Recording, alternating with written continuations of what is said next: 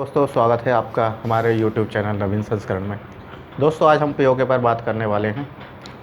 तो जैसा कि आपको पता है कि आज़ादी के बाद जब देश के बंटवारे होने हुआ तो हिंदुस्तान पाकिस्तान अलग होने के बाद जो भारत में रियासतों का विलय किया गया था, तो उस दौरान कश्मीर के राजा हरी सिंह के पास भी प्रस्ताव दिया गया, लेकिन वह जम्मू एंड कश्मीर को भारत में विलय नहीं करना चाहते थे। वो स्वतंत्र राष्ट्र चाहते थे, स्वतंत्र अपना अलग जो देश चाहते थे। लेकिन कुछ समय बाद पाकिस्तान ने जब उसके ऊपर हमला किया कश्मीर के ऊपर, तो राजा हरी सिंह भारत के पास आए और उन्होंने कश्मीर का भारत में विलय करने का प्रस्ताव किया। और जब पाकिस्तान ने उनके ऊपर आक्रमण कर दिया था, जब पाकिस्तान ने कश्मीर के ऊपर आक्रमण किया, तब राजा हरी सिंह जी हिंदुस्तान के प्रधानमंत्री जवाहरलाल नेहरू के पास आए। कश्मीर को भारत में विलय करने के लिए जो अपनी रजामंदी दी। तब सरदार वल्लभ भाई पटेल ने अपनी सेना भेजकर कश्मीर में सेना भेजकर पाकिस्तान से लड़कर पाकिस्तानियों को भगाया और वो हिस्सा भी वापस ले लिया था। लेकिन जवाहरलाल नेहरू ने वह हिस्सा उस समय वापस कर दिया था, वापस जो हिस्सा हमारे पास पीओके का आ चुका था। तो ये मतलब लड़ाई कितनी पुरानी है आप देख लीजिए, कब से पीओके का मसला चलता आ रहा है। तो अब जाके जो है कई सरकारें आती जाती रहीं पाकिस्तान में, लेकिन पीओके वालों की हालत इतनी बेकार रही, वहाँ के प्राकृतिक संसाधनों का खूब पाकिस्तान ने इस्तेमाल किया, खूब खनिजों का इस्तेमाल करा, बिजली का यूज़ करा, सब कुछ करा। यानी पीओके से सब कुछ लेने के बाद भी पीओके की जनता को हर संसाधनों से जो है वंचित रखा। इसके चलते पीओके में भारी विरोध का सामना पाकिस्तान को करना पड़ा। लेकिन हर बार जब भी विरोध होते, पाकिस्तान किसी न किसी कारण से पीओके पर दबाव डालकर, कभी सेना के ज़रिए तो कभी वहाँ के नेताओं को मरवा देना या नेताओं को उठवा लेना, यहाँ तक कि वहाँ के जो पीओके के नेता होते थे उनको अपनी तरफ शामिल कर लेना और अपने पाकिस्तान में एक अच्छी पोस्ट दे देना। और उसके बाद वो नेता भी उधर की तरफ देखकर पीओके पे ध्यान नहीं देते। तो राजनीति में भी बहुत काला अध्याय रहा है पीओके के लिए, और पीओके की जनता हर तरीके से परेशान रही है। तो अब कुछ समय से जाकर पीओके के अंदर बहुत ज़बरदस्त विद्रोह चल रहे हैं, लगभग 3-4-5 साल से तो बहुत ज़्यादा स्थिति ख़राब है पीओके की। पाकिस्तान में ही जो है खाने पीने के लाले हो रखे हैं, जबकि पीओके इतना खूबसूरत प्राकृतिक संसाधनों से भरा हुआ क्षेत्र है। वहाँ के संसाधनों का बराबर यूज़ करता है पाकिस्तान। वहाँ से बिजली का भी उत्पादन होता है, जो कि पाकिस्तान में बिजली जलती है।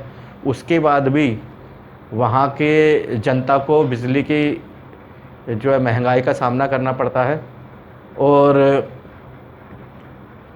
ये अब जाकर जो महंगाई हुई है, महंगाई के ख़िलाफ़ एक बहुत ज़बरदस्त विद्रोह चल रहा है। और अब पीओके नहीं चाहता कि वह पाकिस्तान के साथ रहे।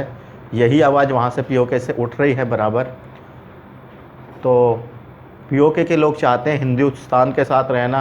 वहाँ पे आज भी आपने देखा होगा 2-3-4 साल पहले जब पाकिस्तान के प्रधानमंत्री इमरान खान वहाँ पर दौरे पे गए थे, तब कैसे वहाँ पे नारे लगे थे इमरान खान के ख़िलाफ़, गो नियाज़ी गो, गो नियाज़ी गो। और हिंदुस्तान के लिए मोदी जी से एक अपील की गई कि मोदी जी आप पीओके को अपने कश्मीर में मिला लो, भारत में मिला लो, हम आपके साथ हैं। और बराबर वहाँ पे आजकल भारत का झंडा भी लहराया जाता है। और इस समय इतना अत्याचार हो रहा है पीओके के वासियों को जो है दबाने के लिए वहाँ पर, कि ये सोच लो आए दिन खून की होलियाँ या गोलीबारियाँ चलती रहती, न जाने कितने लोग शहीद होते हैं। और ये शहीदों का सिलसिला अब से नहीं, सालों से चल रहा है। जब भी कोई आवाज़ उठी है, वहाँ का कोई नेता बना है, जो संगठित करने के लिए उन लोगों को, तो उन नेताओं को उठवा दिया जाता है, मरवा दिया जाता है, अगवा करवा दिया जाता है या फिर गायब करवा दिया जाता है। और वहाँ पे जो है वहाँ के नौजवानों के साथ तो इतना बुरा सलूक होता है कि आज पीओके वाले ज़िंदगी की दुहाई मांगते हैं और वो मोदी जी से एक रिक्वेस्ट करते हैं, प्रार्थना करते हैं कि मोदी जी किसी भी तरीके से आप पीओके आज़ाद कश्मीर को अपने कश्मीर में ले लीजिए, भारत अधिकृत कश्मीर में ले लीजिए। तो भारत में लेने की उनकी बराबर जो है पुरजोर कोशिश चल रही है, आंदोलन चल रहा है इसीलिए। और अब जाके जब कश्मीर गए थे क्या नाम है योगी जी, तो योगी जी ने भी कहा था कि हम पीओके को अपने उसमें लेंगे और अल्टीमेटम दिया था। अभी जयशंकर साहब ने भी जब यूएन काउंसिल के जो है बैठक हुई थी तो उसमें भी पीओके का मुद्दा उठाया था और पाकिस्तान को साफ साफ कड़े शब्दों में कहा था कि आप पीओके की जगह खाली कर दीजिए, पीओके हमारा है। तो अब दोस्तों वो दिन दूर नहीं कि अब पीओके हमारे भारत का हिस्सा बन जाएगा।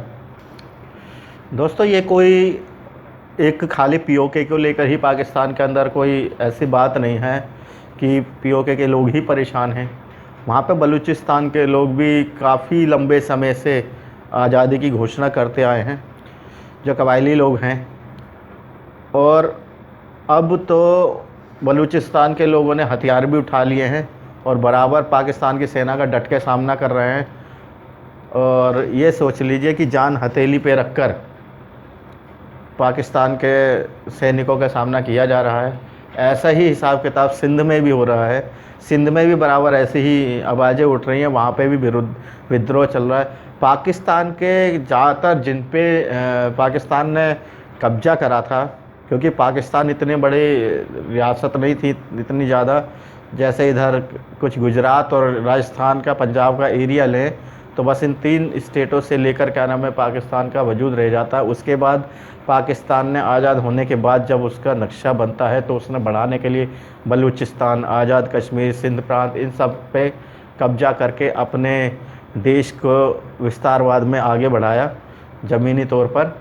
तो लेकिन उसे बढ़ाने के साथ उनके वह सही तरह से उन एरियो की देख रेख नहीं कर पाए और जो वहाँ की जनता से उन्होंने लिया अन्य प्रांतों की जो खर्च करा, तो उसकी जैसे सही कीमत होनी चाहिए तो वो उनको नहीं दे पाई या फिर उनको उनके हिसाब से खुश नहीं रख पाए। जैसे कि हमारे हिंदुस्तान में कश्मीरियों के साथ जब कश्मीर को हमने अपने अधिकृत में लिया तो कश्मीर में अनगिनत सुविधाएं दी गई, रेल मार्ग, सड़क यातायात मार्ग, टनल, बहुत बड़ी बड़ी क्या नाम है जो है वहाँ पे रेलवे के पुल और न जाने कितनी परियोजना हमने हमारी भारत सरकार ने कश्मीर में चलाई।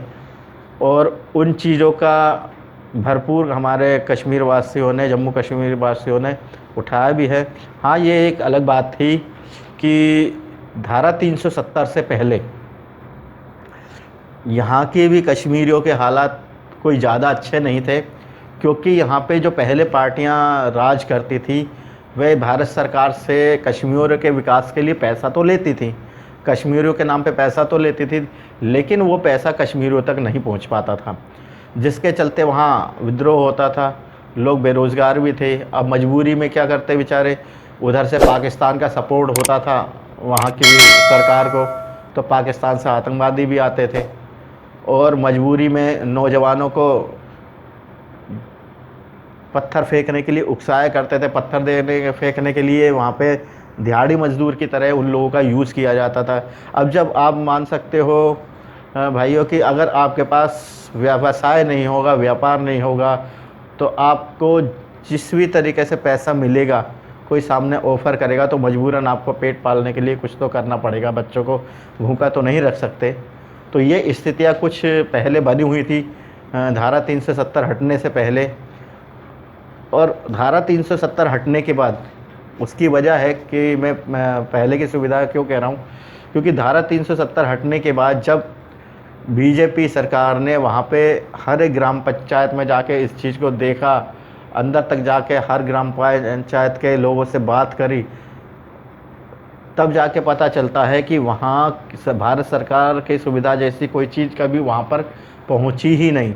यानी जो राजीव गांधी जी ने कहा था कि मैं यहाँ से 100 रुपये भेजता हूँ, लेकिन लोगों के पास 10 रुपये तक भी नहीं पहुँच पाते हैं। तो वही चीज़ राजीव गांधी जी को भी पता था कि ऐसा है। तो जब हिंदुस्तान में ऐसा है तो वो तो एक अधिकृत कश्मीर है, जब भारत अधिकृत कश्मीर है, तो वहाँ तक कैसे आवाज़ जाती, क्योंकि वहाँ पे कोई यहाँ का कोई तो व्यक्ति था नहीं जो इस चीज़ को समझता या उनके दर्द को समझता। आज भी अगर देखी जाए तो अगर पीओके अगर हमारे भारत में आ जाता है तो दोस्तों मेरी आपसे एक गुजारिश रहेगी, एक प्रार्थना रहेगी आपसे कि आप एक बार पीओके जाके ज़रूर देखना। आपको पता चलेगा कि पीओके किस हालत में है, पीओके के लोग किस हालात में हैं। क्योंकि खाली यहाँ बैठकर हम बातें कर लें तो उससे कोई सोल्यूशन नहीं हो, क्योंकि हमारा धारा 370 हटने से पहले जो कश्मीरों की हालत थी, लेकिन फिर भी पीओके के लोगों से बहुत ज़्यादा बेटर थी फिर भी। लेकिन वहाँ तो जो वहाँ के संसाधनों का यूज़ हो रहा है, जो वहाँ पे CPEC परियोजना चल रही है, चीन पाकिस्तान कॉरिडोर जो योजना चल रही है वहाँ पे, तो उसमें भी जो वहाँ के वर्कर वगैरह लगे हुए हैं, तो उसमें ये कहकर वहाँ से वो परियोजना निकाली गई थी कि जब यहाँ से परियोजना निकली इसका लाभ यहाँ के स्थानीय लोगों को होगा, लेकिन ऐसा नहीं हुआ। और वहाँ पे भी चीन के लोग या जो है कुछ पाकिस्तानी लोगों का उसमें समर्थन रहता है, और पाकिस्तान सरकार ही उनका जो है संरक्षण कर रही है चीनियों का। तो मतलब हर तरीके से धोखा हुआ है पीओके के साथ। और इसी चीज़ को क्या नाम है उठाते हुए, इसी चीज़ का मुद्दा उठाते हुए पाकिस्तान के पीओके के लोग, पाकिस्तान अधिकृत पीओके के लोग भारत से जो है गुहार लगाते हैं, भारत के प्रधानमंत्री से गुहार लगाते हैं कि पीओके को भारत में लेने के लिए, विलय करने के लिए। तो अब जयशंकर जी ने क्या नाम है जो अल्टीमेटम दिया है, आशा है कुछ समय बाद भारत पीओके का हिस्सा बनेगा। तो बस आगे दोस्तों जो ऐसी जानकारी हमें मिलेगी हम आपको ज़रूर देंगे पीओके के बारे में। अब तक के लिए इतना ही। जय हिंद, जय भारत।